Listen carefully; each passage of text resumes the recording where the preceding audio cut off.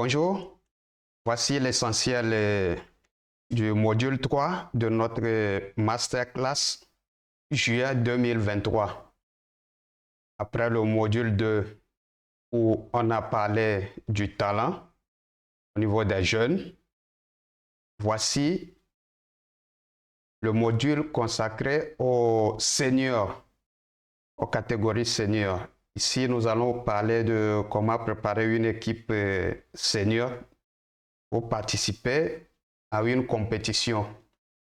Oui, c'est vrai que la performance est un terme multidimensionnel, donc il n'y a pas de formule magique, que c'est ça la formule pour gagner les championnats ou bien un tournoi. Donc ici, la performance a plusieurs définitions. Dans notre cas ici, au niveau des seniors, ça fait référence au classement parce que si vous avez une équipe senior et pour participer à un championnat ou bien une compétition, à la fin, tout ce que vous faites, l'objectif, c'est le classement qui compte. Donc, le classement d'une équipe de football après une compétition donnée. Donc ici, le but, c'est de chercher à atteindre nos objectifs pendant la compétition. Et ces objectifs, à la fin, se résument au classement, au résultat. C'est ça ce qui se passe avec les seniors. Mais les matchs de football, les résultats sont des phénomènes complexes qu'on ne peut pas contrôler d'avance. Donc, il va falloir élaborer un projet de gestion stratégique de notre équipe. Et souvent, c'est ce projet, ce travail qui doit se faire en amont, qui fait défaut. On se contente seulement du travail sur le terrain.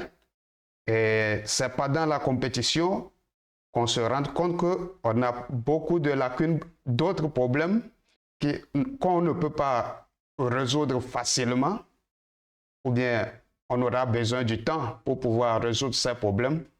Et on n'arrive pas à atteindre nos objectifs. Donc, il va falloir faire un projet, élaborer un projet en amont. Et parfois, c'est ce projet qui fait défaut. Donc, on va voir tout de suite, on va voir quelques points clés de ce projet qui doit être élaboré en amont. Donc, le premier point, c'est comme si nous avons une équipe ici, catégorie senior, où c'est le résultat qui compte, le classement, surtout au football. Donc, vous avez une équipe, vous allez participer à une compétition. Vous aurez des objectifs, c'est peut-être gagner la compétition ou bien jouer le maintien, jouer la montée. Il y aura toujours des objectifs à atteindre. Maintenant, pour pouvoir atteindre ces objectifs, il faut un projet en amont. Et dans ce projet, un des points clés, c'est avoir l'effectif au complet et à un niveau optimal de la performance à chaque moment de la compétition. C'est un peu difficile, mais l'objectif est de réduire les risques de blessure parce que durant la compétition, il suffirait que deux joueurs clés, même un joueur clé de votre effectif se blesse et vous aurez des sérieux problèmes de performance durant la compétition. Donc ici, notre premier point clé du projet qu'on doit développer, c'est qu'on doit développer des stratégies pour réduire le risque de blessure, avoir moins de joueurs à l'infirmerie et surtout entretenir les joueurs qui ne jouent pas régulièrement pour essayer de les ramener au même niveau que les autres, même si c'est parfois impossible. Mais on doit quand même penser à cet aspect et élaborer certaines stratégies pour pouvoir réduire le risque de blessure et penser à ceux qui ne joueront pas régulièrement parce qu'une fois que le coach ou bien le staff perd un joueur titulaire, on fera appel à quelqu'un d'autre, un autre joueur, peut-être qui n'a pas eu assez de temps de jeu, mais ces joueurs-là, on doit penser à eux. On doit trouver des stratégies pour essayer de les ramener à une forme optimale pour que le jour que le coach ou bien le staff fera appel à eux, ils vont quand même répondre à un niveau acceptable donné. Donc, c'est ça le premier point. Et le deuxième point, bien avant d'aller sur le terrain, on doit, dans notre projet, développer des stratégies de planification stratégique de la semaine en fonction des contraintes du match passé et du match à venir. Cela fera référence à notre semaine type qu'on va voir, comment on planifie cette semaine type au haut niveau et ce qu'on peut faire au niveau amateur. Quand on parle d'amateur, ça fait référence au niveau où on a moins de matériel, moins de moyens. Ça ne veut pas dire que le travail ne peut pas être un travail de qualité. Ça fait référence seulement à moins de moyens. Donc, la planification stratégique, la semaine type, on va voir ça avec des exemples très précis. Troisième point, recherche de la charge optimale individuelle en rapport avec le profil individuel des joueurs. C'est un travail aussi qui doit se faire en amont dans notre projet qu'on doit élaborer. Quels sont les outils que nous allons utiliser pour quantifier, suivre ou bien utiliser pour le monitoring, le profilage des joueurs? Quels sont les outils que nous allons utiliser? Quels sont les moyens que nous avons? Qu'est-ce qu'on peut proposer pour suivre les charges d'entraînement pour pouvoir proposer une charge optimale à nos joueurs par rapport à leur profil? Comment nous allons profiler les joueurs? Tout ça là, on va parler de ça, ce qui se fait au haut niveau et comment on peut s'adapter au niveau amateur. Un autre point, les outils de quantification et de suivi de charge. Je viens de dire ça. Quels sont les outils que nous allons utiliser? Et c'est un travail qui doit se faire en amont dans notre projet. On doit énumérer, élaborer selon notre budget, selon nos moyens, les outils que nous allons utiliser pour la quantification et pour le suivi de charge. Donc, nous allons parler de ces outils-là, ce qui se fait au haut niveau et ce qu'on peut faire au niveau amateur. Donc, tout ça là, ça va dépendre de notre expérience d'élaboration de ce projet. Et c'est un project work que normalement tout technicien doit élaborer. Et au fur et à mesure qu'on évolue dans notre carrière avec nos expériences, on peut enlever certains points, remettre d'autres points. On va mettre ce projet à jour chaque saison. Donc, ça dépendra de notre expérience et on verra ce point, comment on peut développer ce point et comment on peut transformer ça sur le terrain. Donc, tout de suite, la performance même, excusez-moi, signifie accomplir, exécuter. Et en anglais, to perform signifie aussi l'accomplissement d'un processus ou bien d'une tâche, mais aussi les résultats obtenus ainsi que le succès dont on peut se prévaloir. Donc, au niveau des grands, on a dit que la performance, gagner un championnat, gagner le titre, tout ça là, il n'y a pas de formule magique. Donc, ce qu'on peut faire, on doit élaborer un projet et en fonction de ce projet, on va faire du bon travail et espérer un bon travail et espérer les résultats. Donc, souvent, il y a un grand travail qui doit se faire en amont. Ce n'est pas seulement sur le terrain.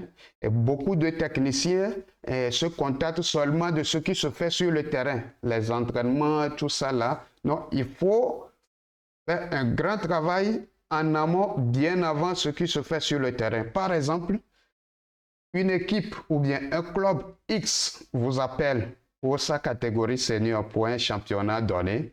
il va falloir étudier d'abord les réalités du milieu.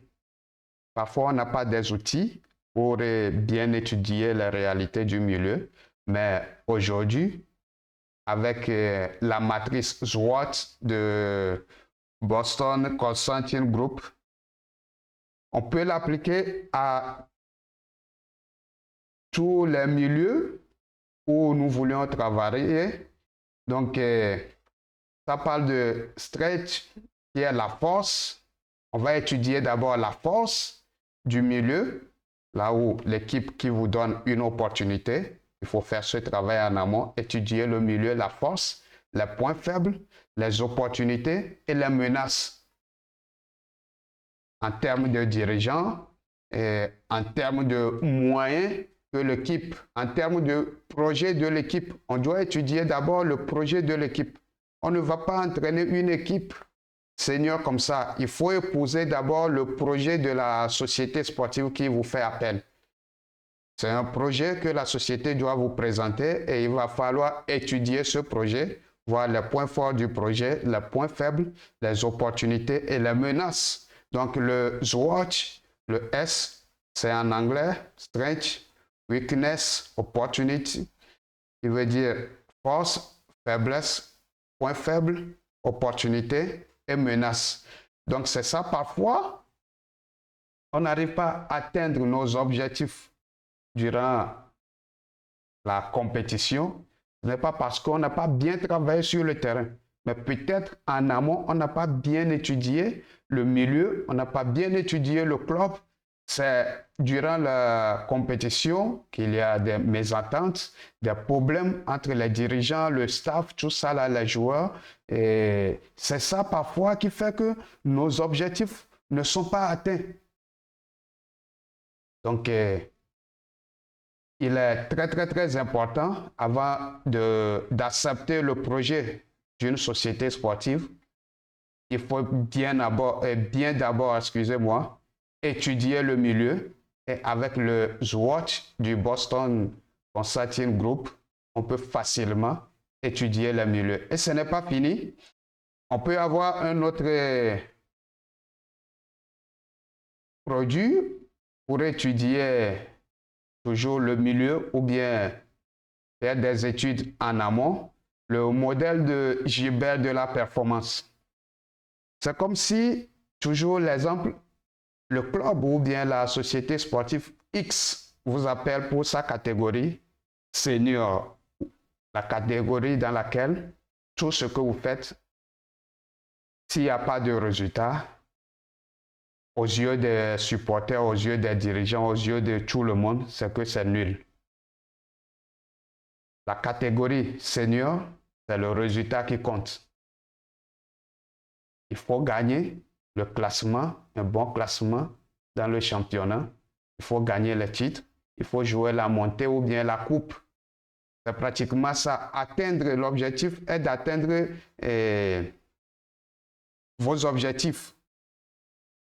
Dans la compétition, le maintien, la montée, tout ça là. Donc, une équipe vous appelle. Il y aura des objectifs. Jouer la montée, ou bien le maintien, ou bien gagner la coupe. Vous avez déjà étudié le milieu. Peut-être vous avez utilisé SWOT, la matrice SWOT de Boston Consulting Group pour étudier le milieu. Vous avez accepté le projet. Maintenant, il faut voir les objectifs. Quels sont les moyens? Ici aussi, parfois, ça fait défaut. On vous appelle pour une équipe. On accepte seulement et on compte sur notre méthodologie d'entraînement. Non, ça vient, c'est la dernière des choses qu'il faut voir. Il faut faire un travail en amont. Étudier le club qui vous appelle. Étudier les points forts, les points faibles, les opportunités, les menaces. Maintenant, par rapport aux objectifs du club, il faut étudier ces objectifs-là en fonction des moyens que le club a. Et les résultats que vous pouvez atteindre avec ces moyens pour pouvoir atteindre vos objectifs. Donc ici, entre les objectifs et les moyens, il y a ce qu'on appelle la pertinence. C'est la qualité de ce qui est adapté exactement à l'objectif. Est-ce que les moyens sont adaptés aux objectifs? Parfois, ce sont les moyens qui ne sont pas adaptés aux objectifs. Les moyens en termes de tout, en termes de joueurs, tout d'abord, quantité, qualité, moyens financiers, tout ce qu'on peut mettre dedans. Même terrain d'entraînement, qualité de terrain d'entraînement, tout ça là. Donc, il faut étudier d'abord si les moyens sont adaptés aux objectifs. Parfois, il n'y a pas cette pertinence. Parfois même, on ne l'étudie pas. C'est durant la compétition qu'on se rend compte que on n'a pas les moyens, mais vous avez déjà accepté ces objectifs-là. Donc, le problème, c'est où?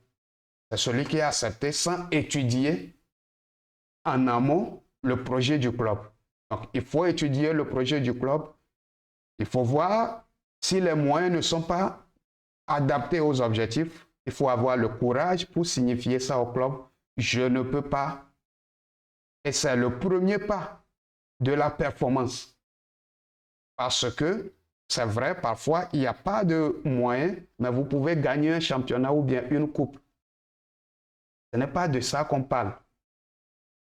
Ça, c'est quelque chose qui peut se passer une fois. Mais ici, on parle de la performance en termes de continuité. Vous pouvez faire un exploit, vous n'avez pas les moyens, et vous faites un exploit pour gagner le championnat ou bien pour gagner une coupe, une fois par an. Mais ici, on parle de performance en termes de continuité. Donc, pour avoir cette continuité, il va falloir chercher cette pertinence entre les moyens et leurs objectifs. Maintenant, entre les objectifs et les résultats, il y a l'efficacité, qui est la capacité de produire le maximum de résultats avec le minimum d'efforts. Est-ce que ce que le club vous demande, jouer la montée, vous allez vous tuer avant de pouvoir jouer la montée? Non.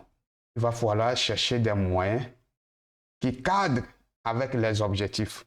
Maintenant, entre les moyens et les résultats, il y a l'efficience.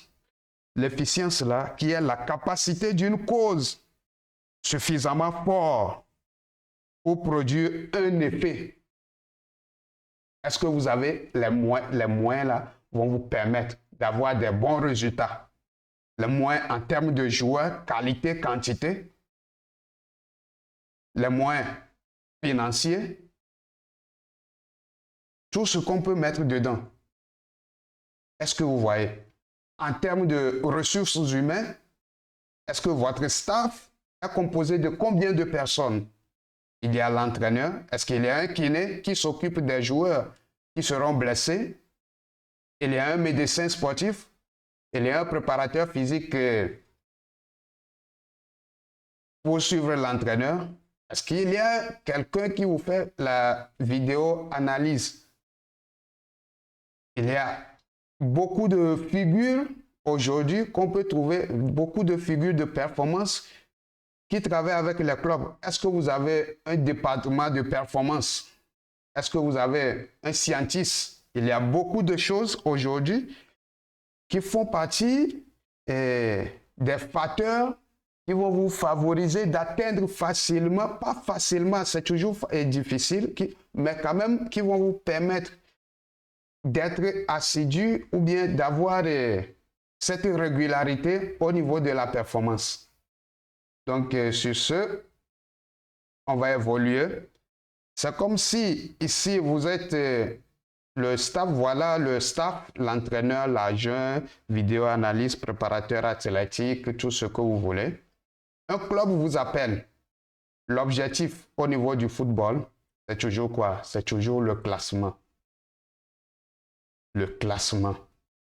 Si c'est un championnat, ou soit on veut jouer la montée, ou soit on veut jouer le maintien, ou soit on veut se classer dans les 2 premiers ou bien dans les 3 premiers ou bien dans les 4 premiers pour pouvoir jouer une coupe continentale. Ou bien pour jouer une coupe, je ne sais pas. Ou bien pour avoir... c'est toujours le classement. Donc, l'objectif fait référence toujours au classement quand le club vous appelle. Maintenant, quels sont nos moyens pour pouvoir réaliser le travail? Tout d'abord, le premier, c'est nos joueurs. Notre première arme, ce sont nos joueurs, l'effectif. Il faut d'abord étudier l'effectif en termes de quantité, qualité. Vous voulez jouer par exemple la Champions League. Est-ce que vous avez des joueurs qui peuvent compétir à ce niveau? Vous voulez jouer la D1. Est-ce que vous avez des joueurs qui peuvent jouer réellement dans la catégorie D1? Ou bien vous avez des joueurs de D4? Il faut étudier ça. Et ce n'est pas fini. Il faut étudier aussi le nombre de compétitions, le nombre de matchs que vous allez jouer. Est-ce que vous avez l'effectif pour pouvoir tenir? Et aussi, il faut étudier votre effectif, le groupe. Si vous avez des profils de joueurs qui cadrent avec votre projet de jeu. C'est des choses qu'il faut faire en amont. Ce n'est pas durant le championnat qu'on doit se rendre compte que on n'a pas des joueurs pour jouer à ce niveau. Non. Il faut étudier ça en amont. Donc, le coach aussi, le staff doit être prêt à créer l'empathie dans le groupe. Capacité de comprendre et partager les émotions d'autrui. Mettre les joueurs dans de bonnes conditions. Expliquer le projet de jeu aux joueurs. Le coach, le staff, vous devez avoir un projet de jeu et en amont, vous devez expliquer ce projet de jeu aux joueurs. Et les joueurs vont adhérer à votre projet de jeu. Et il faut être prêt à modifier le projet en fonction des profils des joueurs. Parce que ce n'est pas les joueurs qui vont s'adapter à votre projet de jeu, mais l'entraîneur doit s'adapter au projet doit adapter son projet de jeu en fonction des profils des joueurs qu'il a à sa disposition. Ou soit, vous allez faire le recrutement pour alimenter votre projet de jeu. Et ce recrutement en fonction des profils que vous avez, que vous voulez, pour alimenter votre projet de jeu. Au niveau des grands clubs, ils font des recrutements pour alimenter le projet de jeu de l'entraîneur. Est-ce que vous voyez? Donc, en amont, quand une équipe nous appelle, l'objectif est toujours le classement. Et on sait que bien avant d'accepter le projet du club, il faut étudier d'abord le milieu. Et on peut utiliser le SWOT, la matrice SWOT du Boston Consulting Group pour étudier le milieu, les forces, les faiblesses, et les opportunités, les menaces du club, du milieu en général. Et après, on peut utiliser aussi la matrice du Gilbert de performance entre l'objectif, moyen et résultat, la pertinence, l'efficacité et l'efficience. On va étudier ces choses-là. Et on accepte. Quand on accepte maintenant, ce n'est pas fini. Il faut étudier l'effectif. Expliquez le projet de jeu aux joueurs. Si vous voyez que les profils que vous avez, le projet là ne peut pas marcher, il faut adapter le projet en fonction des profils de joueurs que vous avez. Ou soit, le deuxième point, c'est de maintenir votre projet et faire des recrutements maintenant pour alimenter votre projet de jeu. Et c'est un travail qui doit se faire en amont. Et ce n'est pas fini. Maintenant, après tout ça là, qu'on va penser maintenant sur le terrain, comment on va organiser le travail. La semaine type, comment on va l'organiser? Si on joue à l'extérieur, si on joue à domicile, comment serait la semaine type? On va voir ça. Et la semaine type, ce qu'on peut faire au haut niveau, ce qu'on peut faire au niveau amateur, parce qu'au niveau du football, notre jeu olympique, c'est chaque week-end ou soit 2 fois dans la semaine. Ce n'est pas comme les autres sports où le temps de préparation est long et le temps de compétition est court. C'est le contraire au niveau du football. On verra ça de long et à large. Et après, on va voir parler de la charge d'entraînement, le monitoring, la charge interne et la charge externe. On verra tout ça là, les outils qu'on peut utiliser, comment on va chercher une charge optimale à nos joueurs, le profilage des joueurs. Est-ce que vous voyez? Tout ça là, ce sont des projets qu'il faut élaborer en amont avant de commencer le travail sur le terrain. Et maintenant, quand on arrive sur le terrain, ça ne sera qu'une application et ce projet deviendra un carnaval et ça serait facile pour nous d'identifier les points faibles, les points forts et les opportunités, comment on peut s'adapter. Donc parfois, c'est ce projet qu'on doit réaliser en amont qui fait défaut et on n'arrive pas à atteindre nos objectifs et on pense que c'est le travail sur le terrain. Non, aujourd'hui, le travail sur le terrain, tout le monde est capable, hein?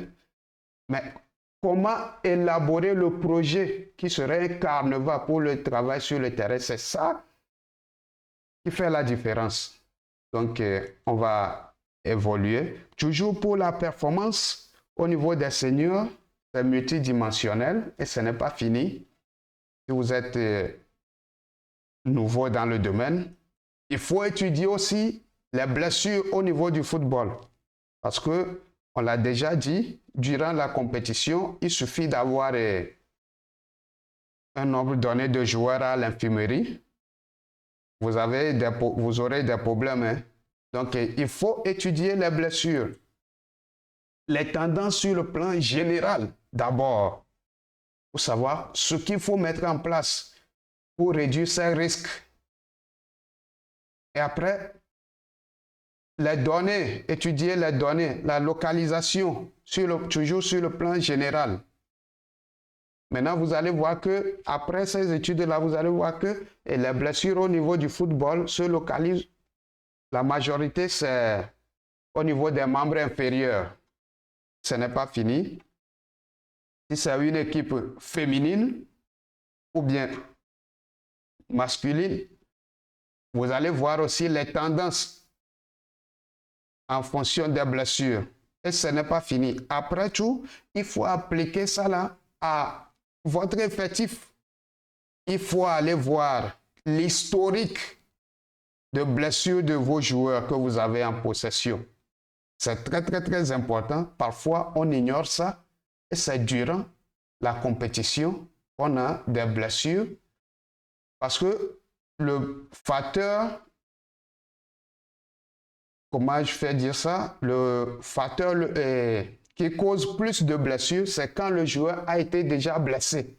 Donc, il faut avoir l'historique là de tous les joueurs que vous avez, si c'est déjà blessé ou quel traitement il a suivi.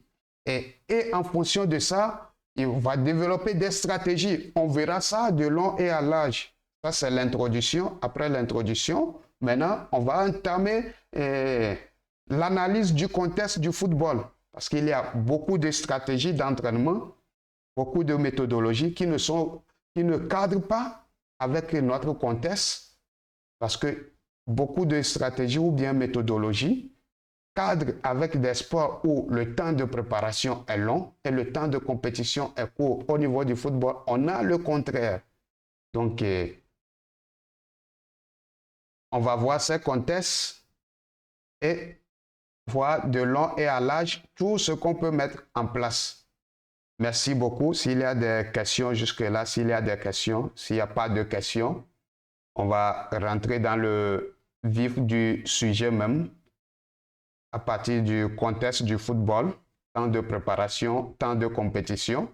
Après, on va voir la notion des charges, comment on peut calibrer les charges la semaine type, ce qui se fait avec les GPS au haut niveau et comment on peut s'adapter au niveau amateur Même les GPS aussi ont des angles morts. On va voir ces angles morts-là aussi et voir ce qu'on peut faire.